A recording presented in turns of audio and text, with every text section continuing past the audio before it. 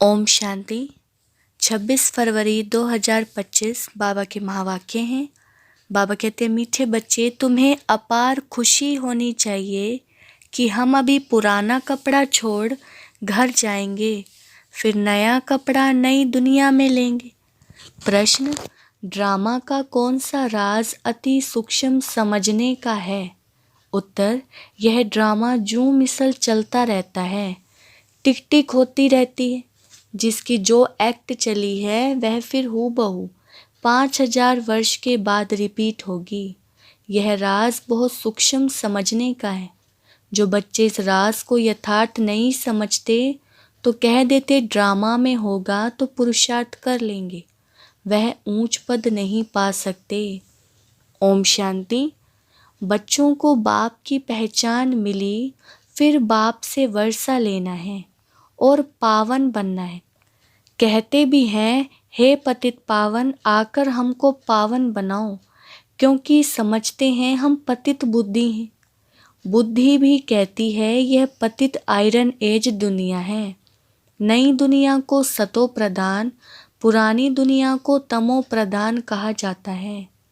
तुम बच्चों को अभी बाप मिला है, भक्तों को भगवान मिला है। कहते भी हैं भक्ति के बाद भगवान आकर भक्ति का फल देते हैं, क्योंकि मेहनत करते हैं तो फल भी मांगते हैं। भक्त क्या मेहनत करते हैं सो तो तुम जानते हो। तुम आधा कल्प भक्ति मार्ग में धक्के खाकर थक गए हो। भक्ति में बहुत मेहनत की है, यह भी ड्रामा में नूंद है। मेहनत की जाती है फायदे के लिए। समझते हैं भगवान आकर भक्ति का फल दे, तो फल देने वाला फिर भी भगवान ही रहा। भक्त भगवान को याद करते हैं क्योंकि भक्ति में दुख है, तो कहते हैं आकर हमारे दुख हरो, पावन बनाओ। कोई भी नहीं जानते हैं कि अभी रावण राज्य है। रावण ने ही पतित बनाया है। कहते भी हैं राम राज्य चाहिए, परंतु वह कब कैसे होना है कोई को भी यह पता नहीं है। आत्मा अंदर समझती है कि अब रावण राज्य है। यह है ही भक्ति मार्ग। भक्त बहुत नाच तमाशे करते हैं, खुशी भी होती है, फिर रोते भी। भगवान के प्रेम में आंसू आ जाते हैं, परंतु भगवान को नहीं जानते। जिसके प्रेम में आंसू आते हैं उसको जानना चाहिए ना, चित्रों से कुछ नहीं मिल सकता। हाँ, बहुत भक्ति करते हैं तो साक्षात्कार होता है, बस वही उनके लिए खुशी की बात है।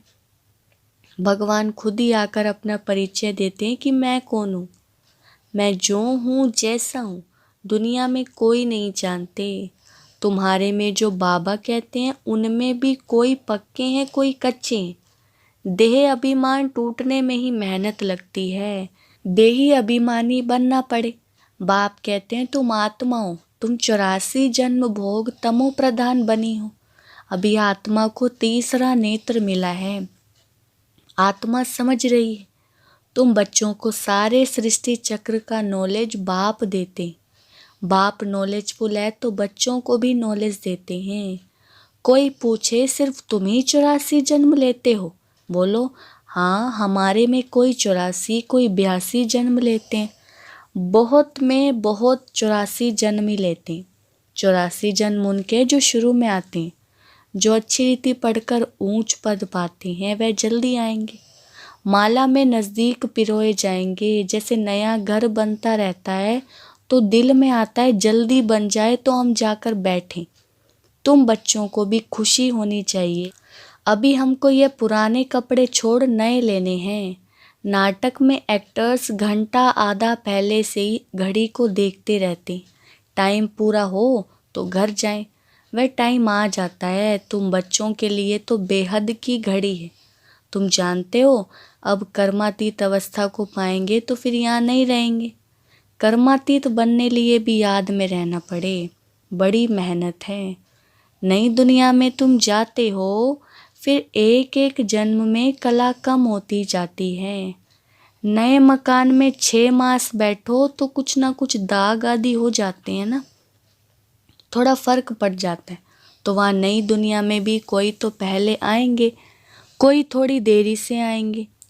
पहले जो आएंगे उनको कहेंगे सतो प्रधान, फिर आहिस्ते आहिस्ते कला कम होती जाती है।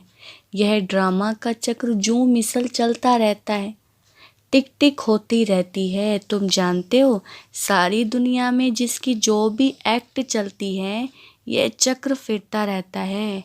यह बड़ी सूक्ष्म बातें हैं समझने की। बाप अनुभव से सुनाते हैं। तुम जानते हो यह पढ़ाई फिर 5000 वर्ष बाद रिपीट होगी। यह बना बनाया खेल है। इस चक्र का किसको भी पता नहीं है। इसका क्रिएटर, डायरेक्टर, मुख्य एक्टर कौन है, कुछ भी नहीं जानते। अभी तुम बच्चों को पता है हम 84 जन्म भोग अब वापिस जाते हैं।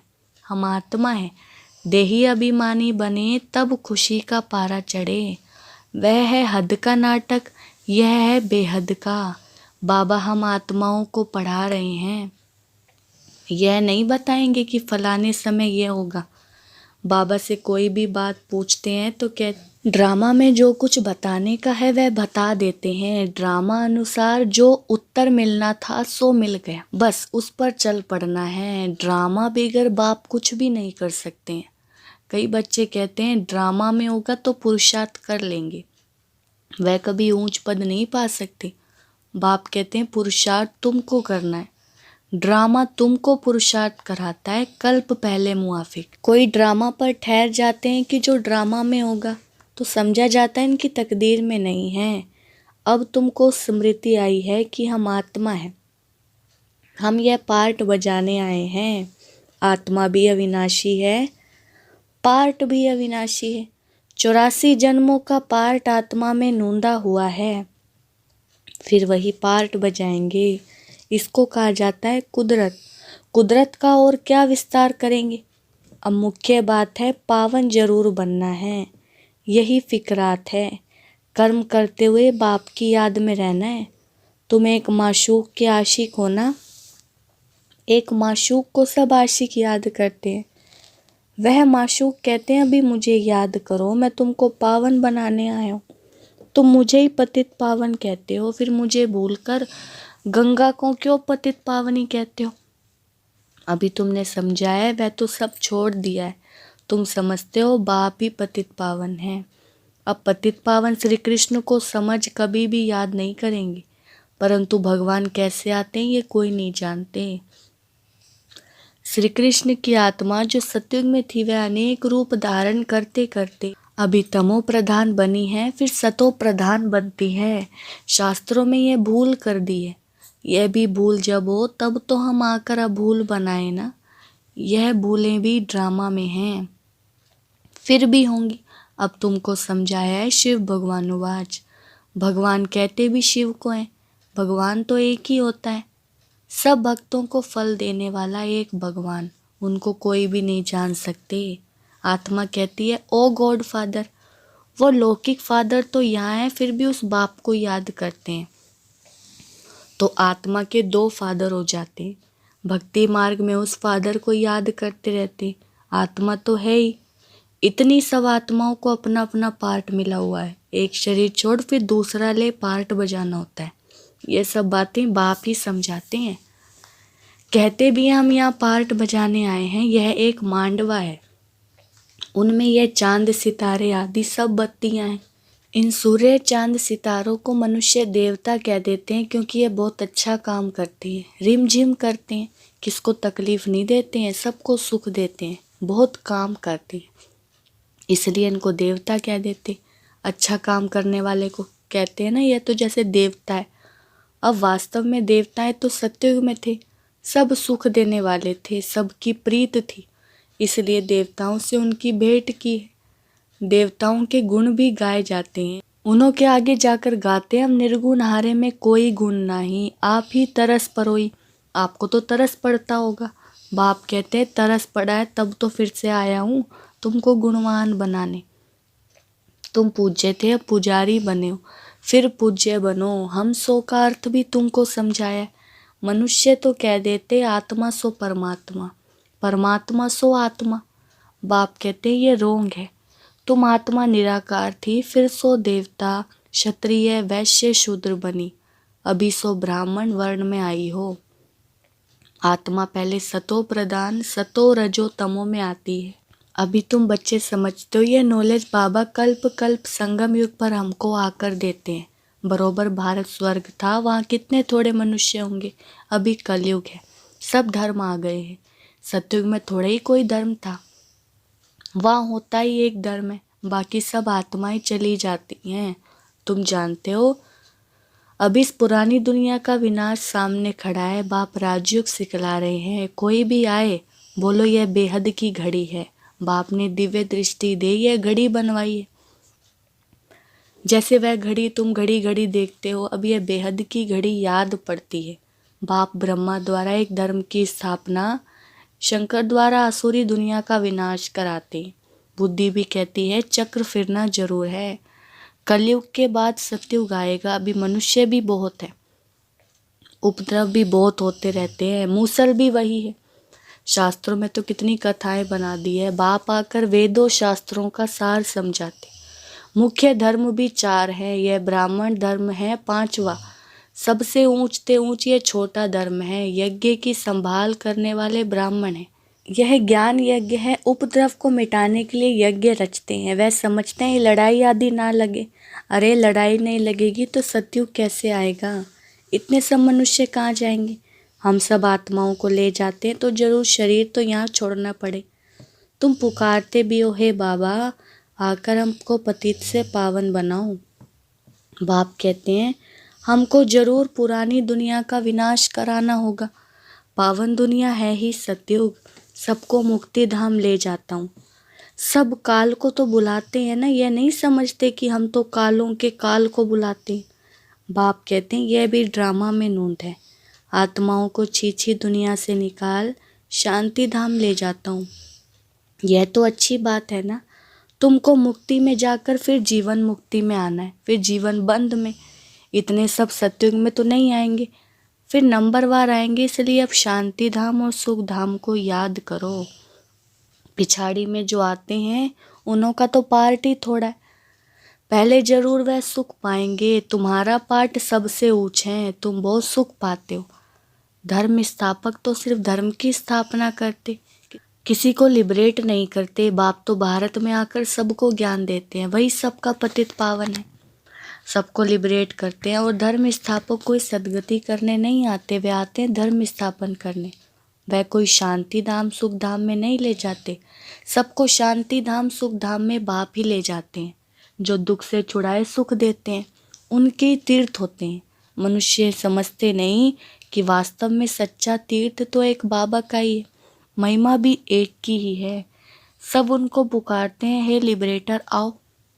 भारत ही सच्चा तीर्थ है, जहाँ बाप आकर सबको मुक्ति जीवन मुक्ति देते हैं। तो तुम फिर भक्ति मार्ग में उनके बड़े बड़े मंदिर बनाते हो, हीरे ज्वारों के मंदिर बनाते हो, सोमनाथ का मंदिर कितना खूबसूरत बनाते हैं। और अभी देखो बाबा कहाँ बैठे हैं, पतित शरीर में पतित दुनिया में। तुम ही पहचानते हो, तुम बाबा के मददगार बनते हो। औरों को रास्ता बताने में जो मदद करेगा उनको उच्च पद मिलेगा। यह तो कायदा है। बाप कहते हैं मेहनत करो, बहुतों को रास्ता बताओ कि बाप और वर्षे को याद करो। 84 का चक्र तो सामने है, यह जैसे अंधों के आगे आईना। यह ड्रामा हूबहू रिपीट होता है, फिर भी मुझे कोई नहीं जानेगा। ऐसे नहीं कि मेरा मंदिर लूटते हैं तो मैं कुछ करूं। ड्रामा में लूटने का ही है, फिर लूट ले जाएंगे। मुझे तो बुलाते ही पतित से पावन बनाने के लिए, तो मैं आकर तुम बच्चों को पढ़ाता हूँ। ड्रामा में विनाश की भी नूंद है, सो फिर भी होगा। मैं कोई फूक नहीं देता हूँ कि विनाश हो जाए, ये मूसल आदि बने, यह भी ड्रामा में नूंद है। मैं भी ड्रामा के बंधन में बांधा हुआ हूँ, मेरा पार्ट सबसे बड़ा है। सृष्टि को बदलना, पतित से पावन बनाना। अब समर्थ कौन, मैं या ड्रामा? रावण को भी ड्रामा अनुसार आना ही है। जो नॉलेज मेरे में है वह आकर देता हूँ। तुम शिव बाबा की सेना हो, रावण पर जीत पाते हो। बाप कहते हैं सेंटर्स खोलते रहो, मैं आता हूँ पढ़ाने, मैं कुछ लेता नहीं हूँ।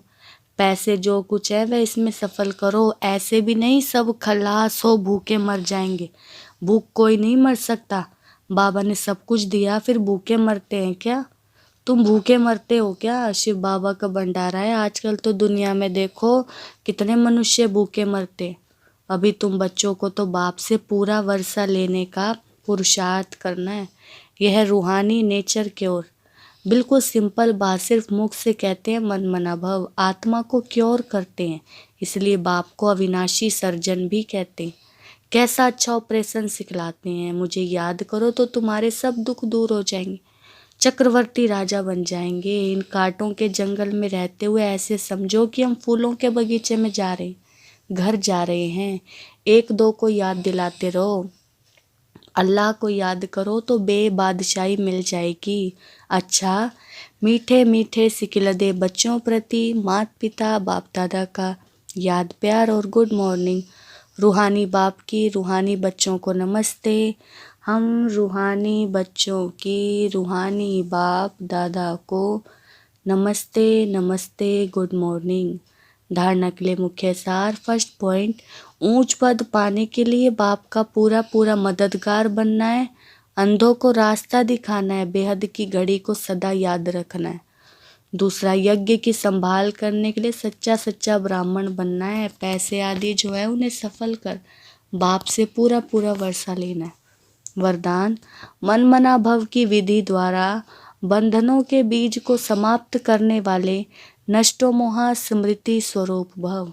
विस्तार, बंधनों का बीज है संबंध। जब बाप के साथ सर्व संबंध जोड़ लिए तो और किसी में मोह कैसे हो सकता है। बिना संबंध के मोह नहीं होता और मोह नहीं तो बंधन नहीं। जब बीज को ही खत्म कर दिया तो बिना बीज के वृक्ष कैसे पैदा होगा। यदि अभी तक बंधन है तो सिद्ध है कि कुछ तोड़ा है, कुछ जोड़। इसलिए मन मना भव की विधि से मन के बंधनों से भी मुक्त नष्टो मोह स्मृति स्वरूप बनो। फिर यह शिकायतें समाप्त हो जाएंगी कि क्या करें, बंधन है कटता नहीं।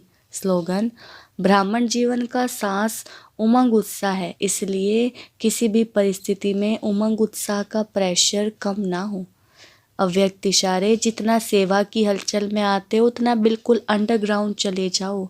कोई भी नई इन्वेंशन और शक्तिशाली इन्वेंशन अंडरग्राउंड ही करते हैं, तो एकांतवासी बनना ही अंडरग्राउंड है। जो भी समय मिले इकट्ठा 1 घंटा व आधा घंटा समय नहीं मिलेगा, लेकिन बीच में 5 मिनट भी मिले तो सागर के तले में चले जाओ।